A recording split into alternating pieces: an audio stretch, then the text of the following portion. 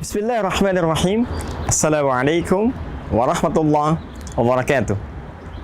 Alhamdulillah wassalatu wassalamu ala Rasulillah wa ala alihi wa sahbihi wa man wala wa ba'du. Saudara-saudariku, pernah tahukah Anda bahwa Nabi Ayyub alaihi salam pernah diuji oleh Allah dengan mengalami kebangkrutan? Seluruh hewan ternaknya mati. Aset perkebunannya terbakar habis. Pernah tahukah Anda bahwa Nabi Ayyub pun alaihi salam pernah diuji oleh Allah Subhanahu wa taala dengan diwafatkannya seluruh anak keturunan? 12 anak keturunan wafat dalam waktu yang bersamaan. Pernah tahukah Anda bahwa Nabi Ayyub alaihi salam pun pernah diuji oleh Allah dengan satu ujian penyakit yang tidak biasa, tak pernah dirasakan oleh orang sebelumnya dan tidak pernah dialami oleh manusia setelahnya. Dan pernah tahukah Anda, dalam setiap ujian yang dirasakan tadi, tak pernah hadir di lisan beliau kegelisahan yang diungkapkan dengan segala cacian, tidak pernah ada makian, tidak pernah ada rasa pesimis, tidak pernah ada keluhan yang berlebihan. Saudaraku, yang terjadi dalam setiap ujian yang dititipkan oleh Allah untuk meningkatkan keyakinan dan iman beliau kepada Allah Subhanahu wa taala selalu diiringi dengan peningkatan ibadah yang luar biasa dari setiap tahap ujian yang dilalui. Beliau justru baru bermohon kepada Allah Subhanahu wa taala agar dianugerahi kesembuhan saat penyakit yang dimaksudkan mulai terasa menghambat kualitas ibadah beliau kepada Allah Subhanahu wa taala. Quran surah ke-21 tentang kisah para nabi, Al-Anbiya, di ayat ke-83 sampai dengan 84 menjadi penerang kepada kita semua tentang bagaimana cara Nabi Ayyub memohon kesembuhan kepada Allah Subhanahu wa taala. Wa ayyuba idh nada rabbahu anni massani dhurru wa anta arhamur rahimin. Dan kami buka kisah Ayyub alaihi salam ketika beliau bermohon dengan khusyuk kepada Rabbnya, ya Allah, penyakit ini sudah mulai menghambat hamba untuk ibadah, sudah mulai menyakiti hamba, dan rasa sakit ini bukan hanya sekedar sakit berupa penyakit, tapi sudah mulai mengganggu hamba untuk ibadah kepadamu ya Rabb. Kalau cuma penyakit yang tidak mengganggu hamba untuk ibadah, hamba bisa menerimanya. Tapi kalau penyakit ini sudah mulai mengurangi cara hamba ibadah, mengurangi kualitas-kuantitas hamba untuk ibadah, maka hamba mohon kepadamu ya Rabb, anugerahkan kesembuhan agar hamba bisa ibadah maksimal seperti sebelumnya. Sungguh ya Allah, hanya Engkau yang menyayangi hamba. Jika pada yang maha penyayang saja tidak menyembuhkan, lantas kepada siapa lagi hamba mesti memohon? Pernah tahukah Anda, ketika kalimat ini dipanjatkan, bagaimana respon ilahi dalam menjawabnya?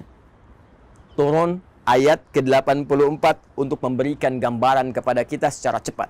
Fastajabna lahu wa kashafna ma bihi min dhurrin wa atainahu ahlahu wa mithlahum ma'ahum rahmatan min indina wa dzikra lil 'abidin. Tidak menunggu lama, Allah langsung merespon seruan hamba terkasihnya.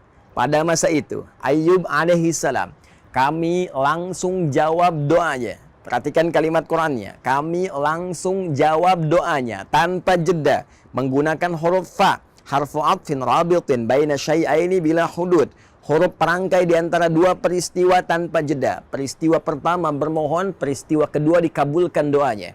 Antara bermohon dengan dikabulkan tanpa jeda. Fakashafna ma bihi min dhurr. Kami buka, kami hilangkan, kami sembuhkan segala penyakit yang dialami oleh Ayyub alaihi salam. Wa atainahu ahlahu wa mithlahum ma'ahum rahmatan min indina. Lalu kami pun dengan kesembuhan yang didapatkan oleh Ayyub anugerahkan kembali keturunan baru 2 kali lipat dari sebelumnya. Ayyub sembuh, berkumpul dengan istrinya lagi. Istri mengandung, melahirkan. Setiap lahir kembar. 12 kali lahir, 24 anak keturunan. Bahkan aset-aset yang dirasakan hilang sebelumnya, hewan-hewan ternak yang mati, perkebunan yang hancur terbakar, oleh Allah dikembalikan lagi 2 kali lipat dari aset sebelumnya yang dirasakan hilang.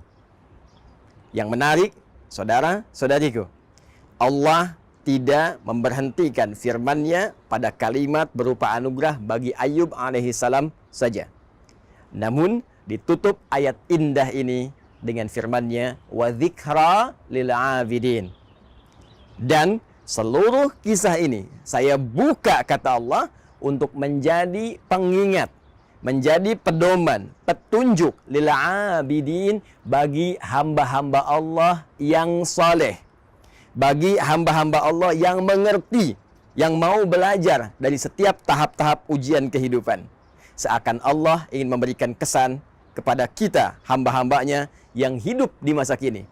Saya buka kisah Ayub alaihissalam, boleh jadi kisah ini akan dialami oleh orang-orang di masa depan dengan keadaan yang berbeda, tapi substansi yang serupa. Bukankah di antara kita saat ini pernah mengalami kebangkrutan dalam usaha? Adakah di antara kita saat ini yang diuji dengan wafatnya 1 atau 2 anak keturunan? Adakah di antara kita saat ini yang diuji dengan penyakit yang tidak biasa? Namun bagaimana kita bersikap terhadap Allah Subhanahu wa taala dengan sekian ujian yang kita rasakan? Jangan-jangan alih-alih meningkatkan ibadah, betapa banyak keluhan keluar di lisan kita. Betapa banyak makian yang tidak pada tempatnya mengeluh di lisan kita.